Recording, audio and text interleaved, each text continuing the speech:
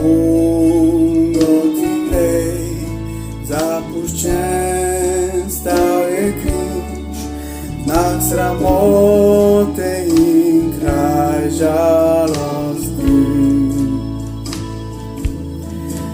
Na tem križu prelil Jezus je spravno kriv, to za nas daje vir milosti. Da najdražji je ta stari križ, kjer si grehov lahko se znebiš. Vedno ljubim varuj ta križ, da za meno daj krono dobiš.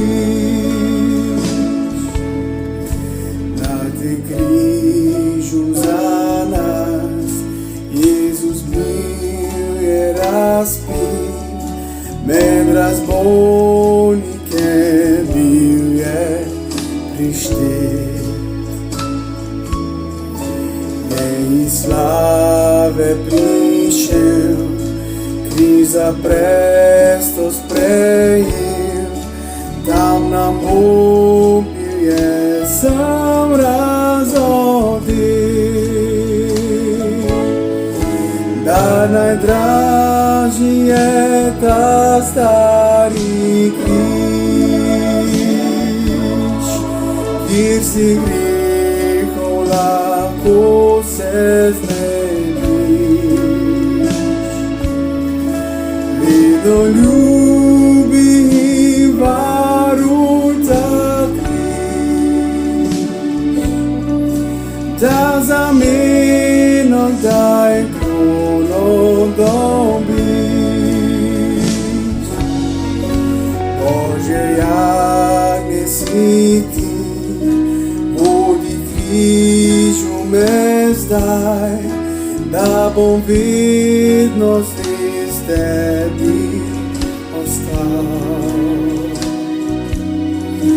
Opoklical me boš, sebi Jezus domov, in življenje mi boš daroval. Da najdražji je ta stari križ, kjer si grehov lahko se znebiš. Vedno ljubim varuj ta križ,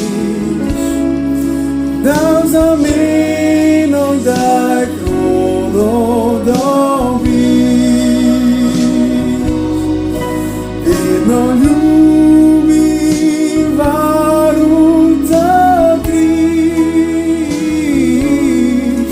da za meno daj krono dobiš.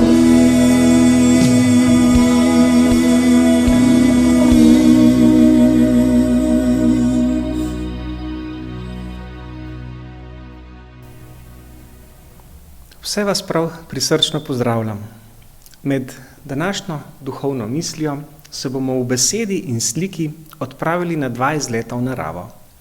Nauki, ki jih bomo iz teh 2 izletov potegnili, pa nam bojo osvetlili vrstice, ki jih bomo danes med duhovno mislijo proučevali. Zato vas vabim, da si vzamete v svoje roke Sveta pisma, da bomo skupaj lahko listali gor in doli, bomo kar veliko vrstic prebrali. Za začetek pa vas vabim, da sklonemo glave za molitev. Dragi Gospod, hvala Ti, da smo lahko zbrani skupaj, hvala Ti, da lahko beremo Sveto pismo, hvala Ti, da si nam v njemu, Gospod, dal ključ do večnega življenja. Oče sveti, tega trenutka te prosimo, da nas krstiš z Duhom Svetim, da se nas dotakneš, da bomo besedo, ki jo bomo brali, tudi razumeli in živeli. Zahvaljujemo se Ti, Gospod, v imenu Jezusa Kristusa pravičnega, ker nam boš to molitev tudi uslišal. Amen. V letošnjem poletju je bilo prav prelepo poletno popoldne, ko se nas je manjša skupinica, zbrala pred vhodom v Kraško jamo. V jamo naj bi šli približno ob 3 popoldne in cel ta izlet po jami naj bi trajal tam med 4 in 5 ur. Nekako smo zračunali, da najkasneje do 8 zvečer bomo že vsi lepo doma. In takoj, ko smo vstopili v to jamo, smo z vseh strani lahko opazili prelepe skalne formacije, ki nastajajo s topljenjem apnenca. Za skoraj vsak kapnik, steno, izvir, karkoli je bilo zanimivega, smo si vzeli čas za opazovanje. Potem smo prišli, v nekaj časa smo hodili po potki in potem smo prišli do sotočja 2 rek in tam tudi je bil en čoln, ki smo ga dali v vodo in začeli veslati. In naslednje pol ure smo veslali po mirni podzemni reki. Ko smo prispeli na konec reke v nek tak podzemen zaliv, smo čoln privezali za skalo in se podali peš naprej globoko v osrčje jame.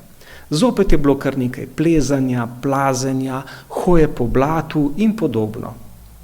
Čudovito Božje stvarstvo, v katerega smo vstopili, nas je tako očaralo, da smo enostavno pozabili na svet okoli nas. Nekajkrat smo namenoma ugasnili luči ter preživeli nekaj minut v popolni temi, v popolni tišini, ki so jo prebadale samo zvoki vodnih kapljic, ki so padale s stropa jame. In tema okrog nas je bila zares neprebojna, popolna.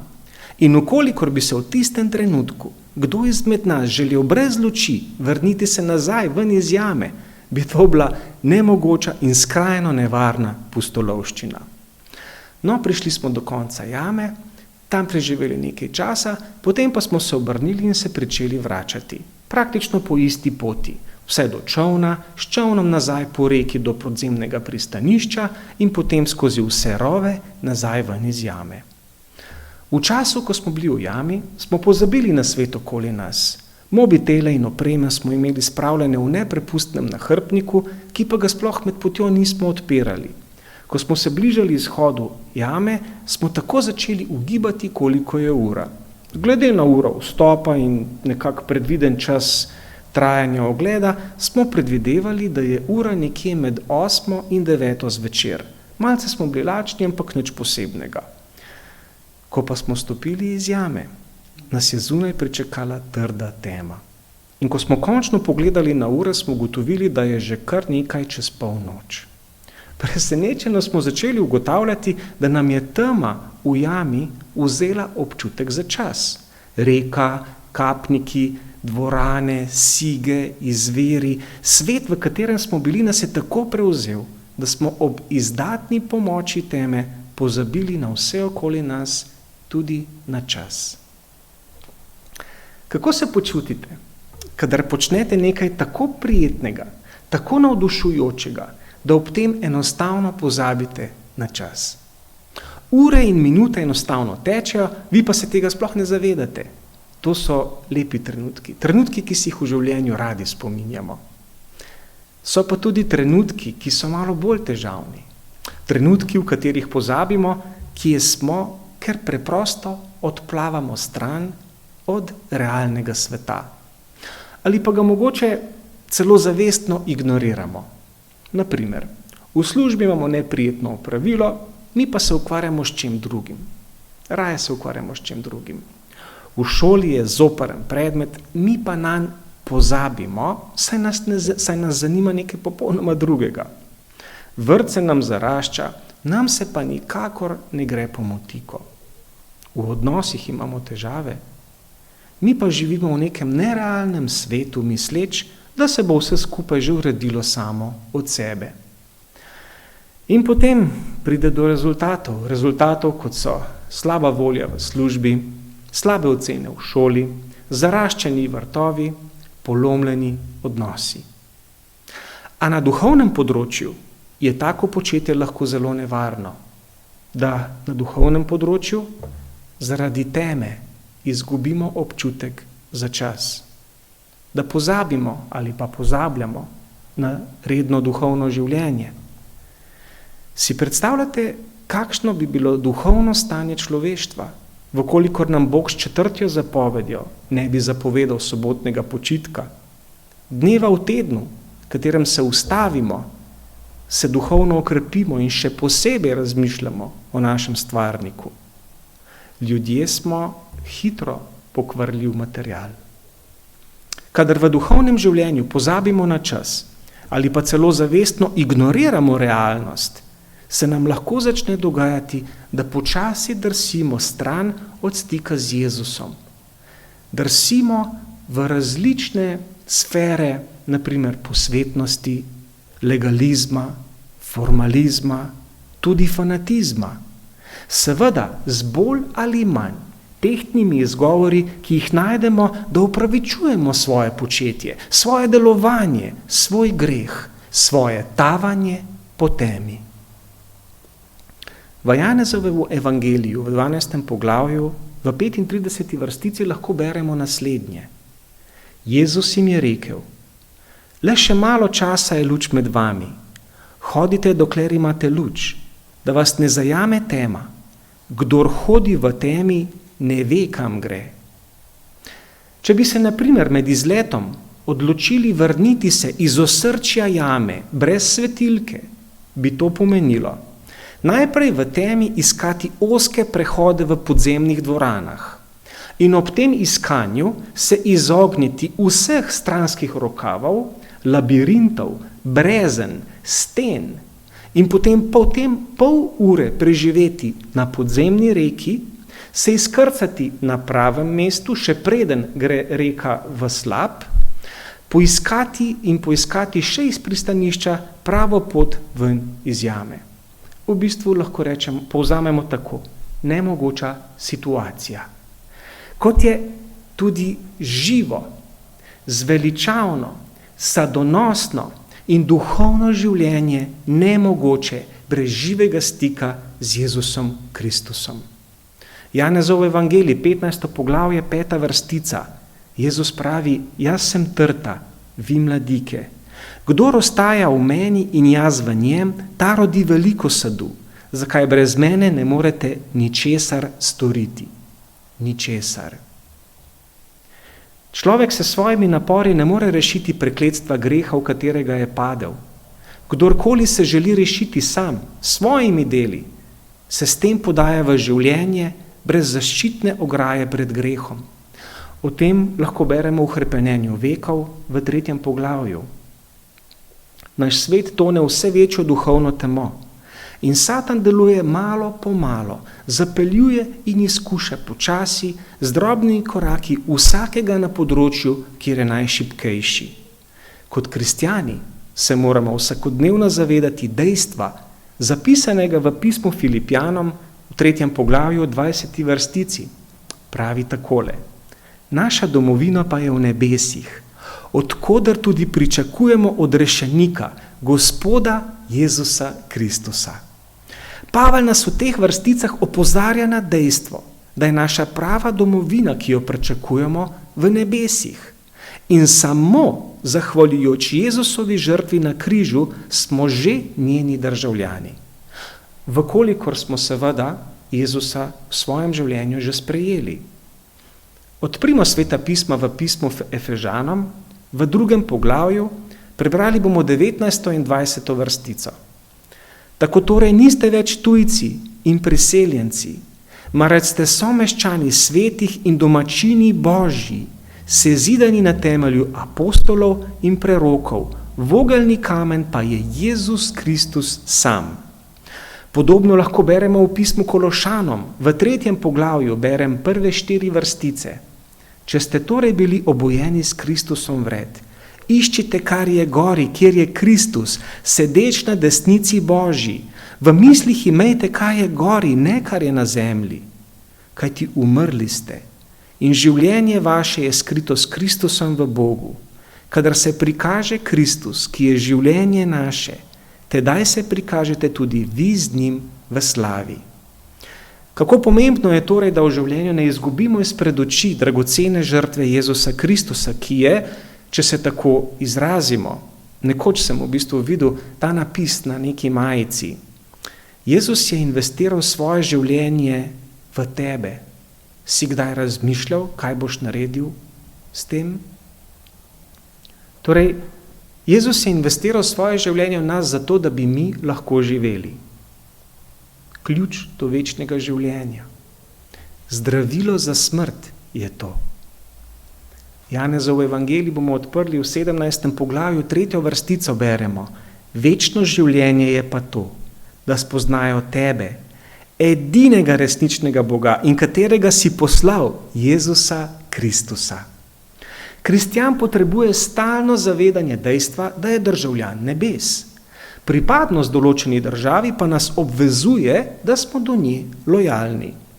Beseda lojalnost, slovar slovenskega knjižnega jezika, razlaga kot izpolnjevanje državljanskih obveznosti, zakonskih dolžnosti ali pa tudi kot poštenost in odkritost v ravnanju. Kot državljan nebes naj bi torej vsak kristjan živel tako, da bi nebesa predstavljal v najboljši možni luči. Čistost, ponižnost, prijaznost, dobrotljivost, iskrenost, ljubezen in ostale vrednote, ki jih pričakujemo v nebesih, je potrebno prakticirati že sedaj, tu, na zemlji. In Jezus nam lahko ob tem obilno pomaga. Jezus nam je v evangelijih, glede vsega tega podal jasne smernice. Kristjanovo obnašanje do drugih ljudi bi moralo biti takšno, da bi si ljudje želeli nebes, da bi jim bila nebesa kot naša prihodnja domovina privlačna, atraktivna, zaželjena. In vprašanje, ki si ga lahko postavimo, je naslednje. Kakšen je naš odnos do naše nebeške države?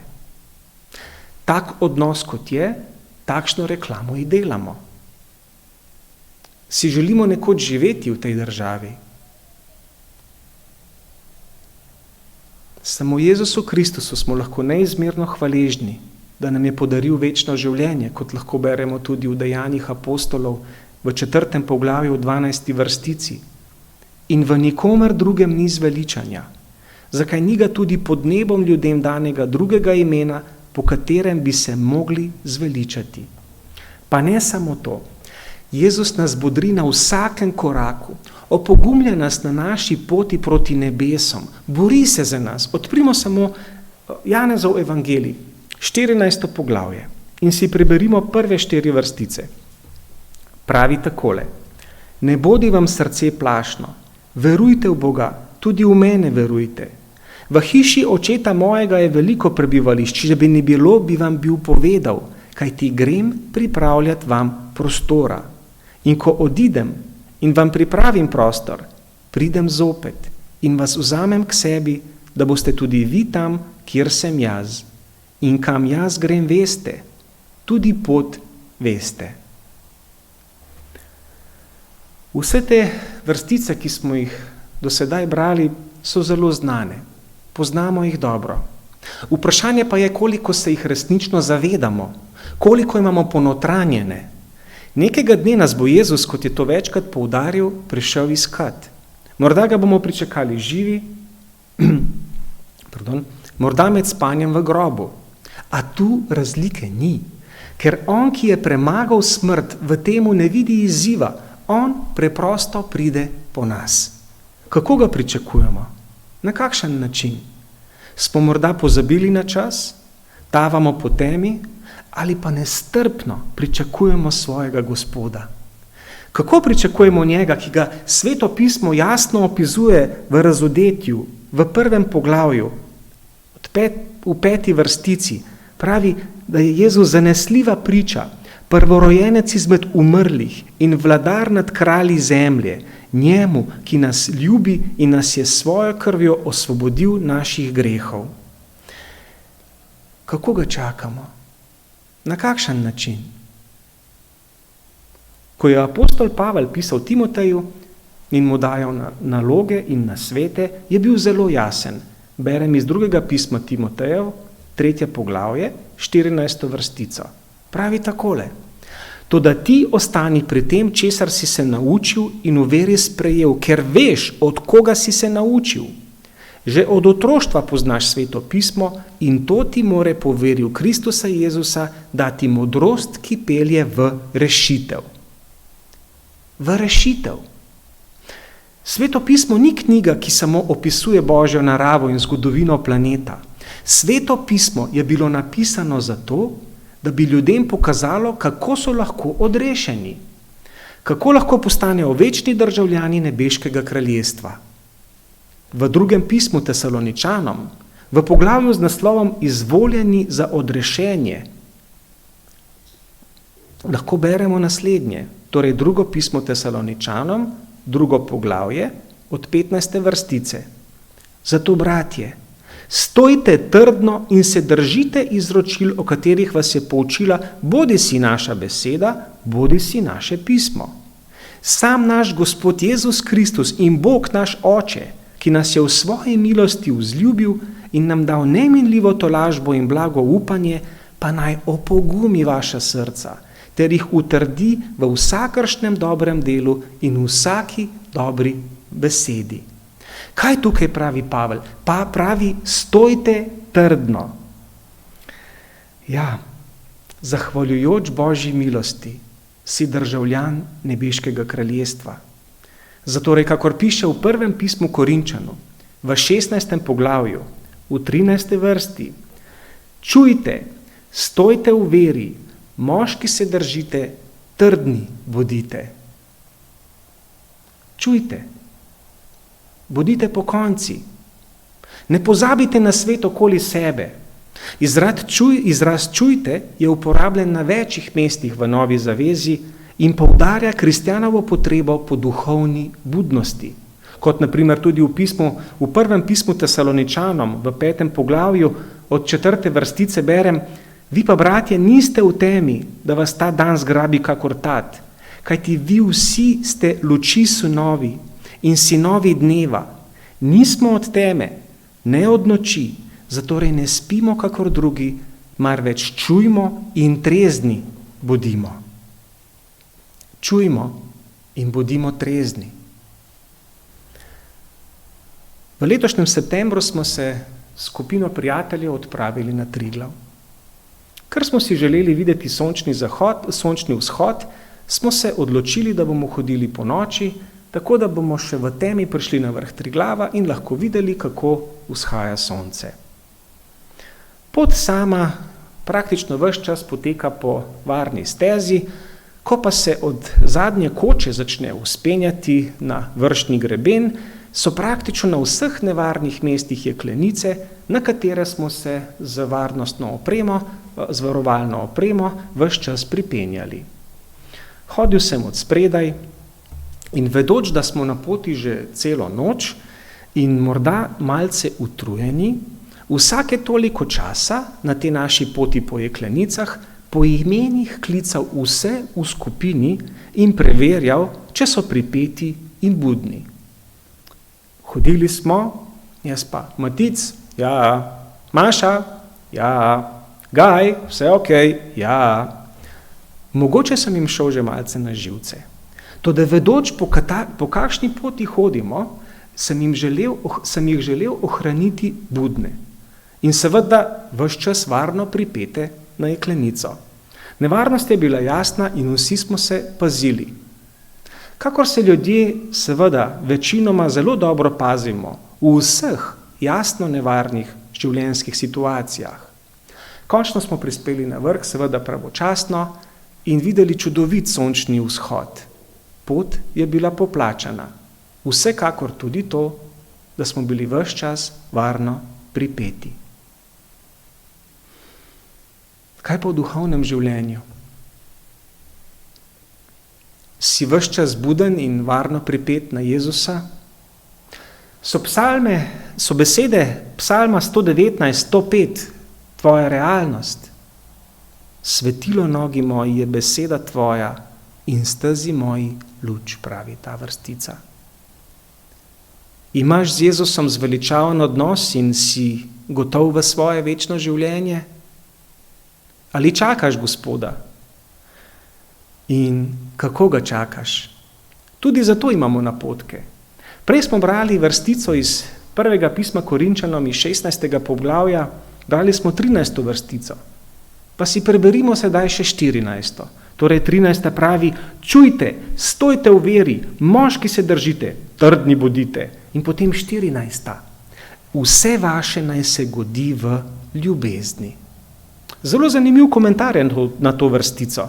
Pravi takole, bodite pogumni, odločni, vztrajni in naravnani pozitivno. In vse naj se godi v ljubezni.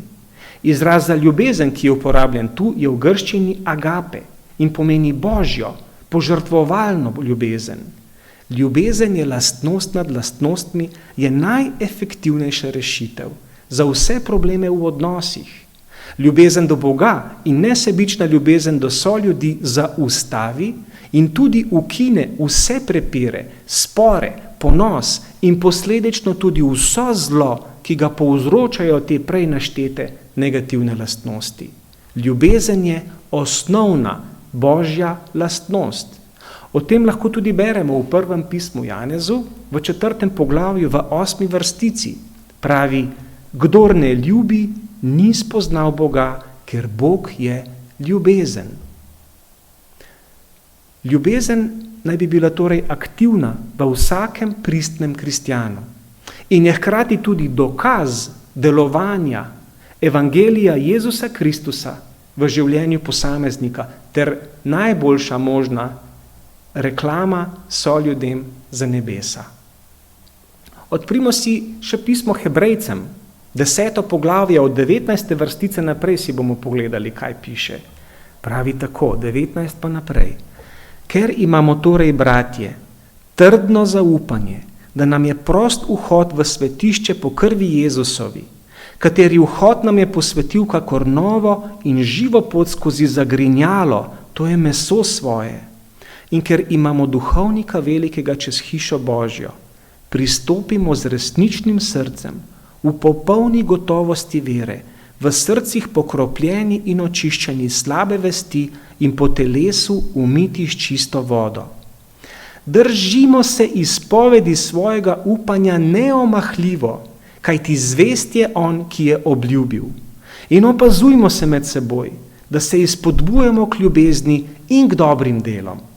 V drugih prevodih je ta 24. vrstica prevedena tudi ves čas vzpodbujajmo drug drugega k ljubezni in dobrim delom.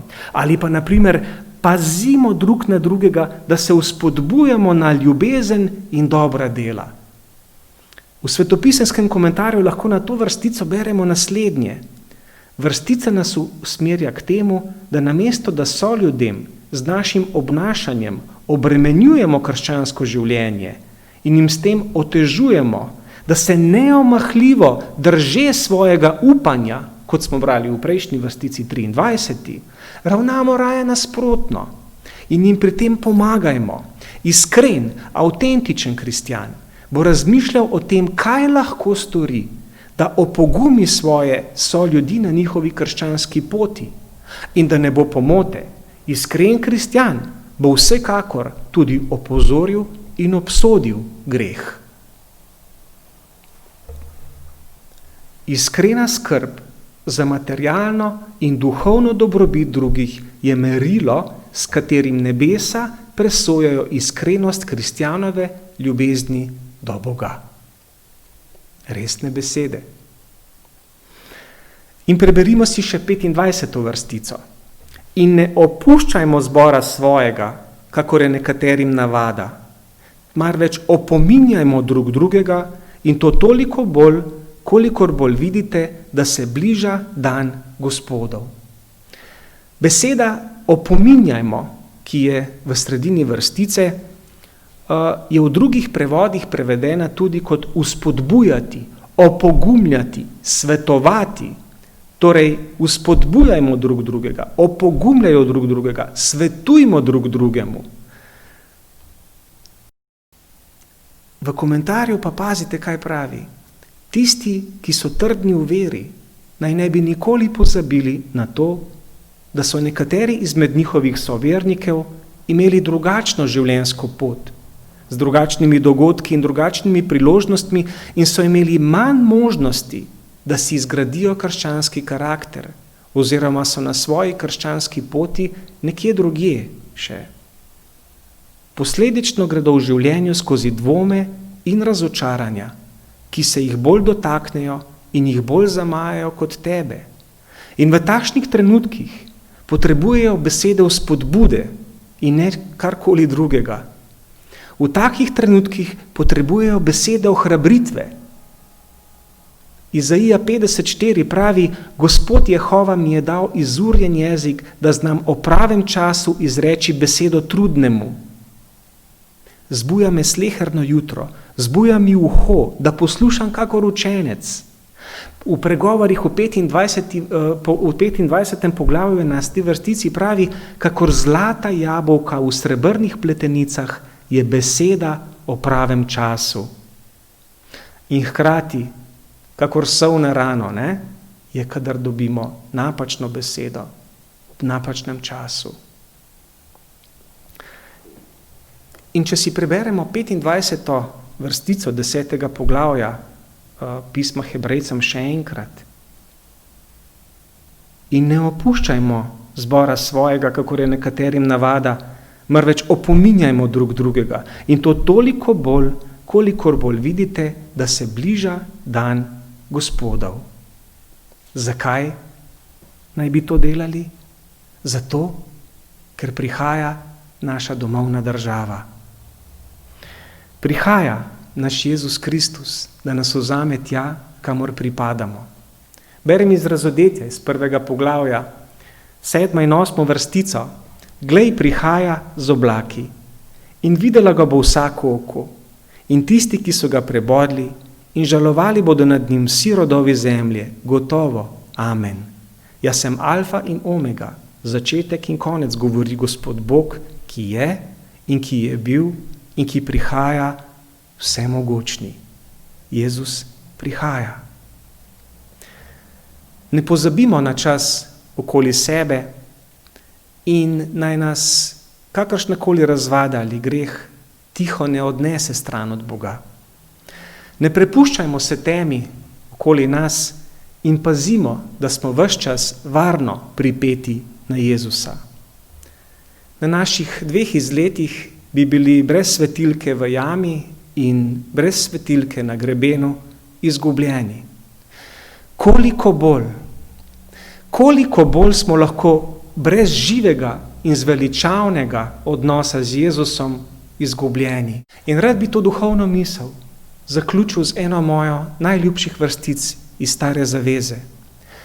Berem vam iz Psalma 27:14. Pravi takole: čakaj Gospoda, bodi močan in naj se ohrabri srce tvoje. Da, čakaj Gospoda. Čakaj Gospoda, bodi močna in naj se ohrabri srce tvoje. Da, čakaj Gospoda. Čakajmo Gospoda, bodimo pripeti in naj nam njegova luč sveti na naši krščanski poti. To je moja prošnja najprej za sebe in tudi za vse vas, dragi poslušalci. Molimo. Dragi in vsemogočni Oče, Gospod, stvarnik nebes in zemlje, Oče sveti, tega trenutka sklanjamo svoje glave pred tvojim svetim obličjem in ti dajemo hvalo in ti dajemo slavo in ti dajemo čast, Gospod Bog, za vse, kar delaš, kar si storil. Hvala ti, Gospod Bog, za sveto pismo. Hvala ti, Gospod, da si nam v njemu predstavil načrt odrešitve in vse, kar delaš, Gospod. Gospod, hvala ti za Jezusa Kristusa, tvojega Sina, ki si že ga žrtvoval za vse nas, zato da bomo mi, verujoč, Gospod, v njega, lahko imeli večno življenje. Hvala ti, da smo lahko, Gospod Bog, državljani nebeškega kraljestva, ki prihaja. Oče sveti, tega trenutka sklanjamo svoje glave pred tvojim obličjem, odpiramo svoje srce, Gospod, in si želimo, da nas krstiš z Duhom Svetim. In te prosimo, Oče, skupaj za vsako osebo, ki posluša to, duhovno sporočilo. Za vsako osebo, ki bere Sveto pismo.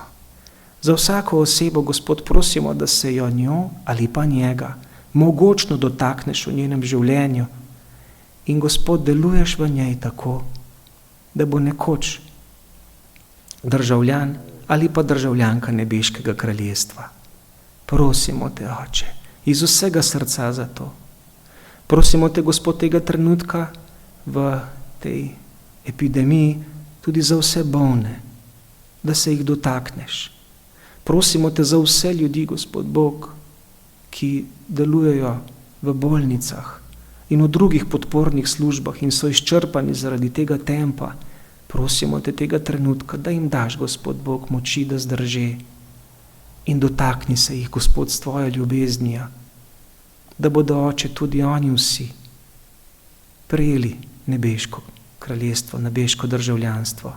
Mi pa te, Gospod Bog, tega trenutka prosimo, da se jih dotakneš tudi preko nas. Naj bomo, Oče, tvoje podaljšane roke ljubezni na tem planetu. To je naša prošnja, Gospod Bog. Izročamo se v tvoje roke in molimo in prosimo, Gospod, v imenu Jezusa Kristusa to molitev, da nam jo uslišiš. Naj se ti, Gospod, dviga hvala in slava in čast, od zdaj in na vekov veke, dragi in ljubi nebeški Oče. Amen.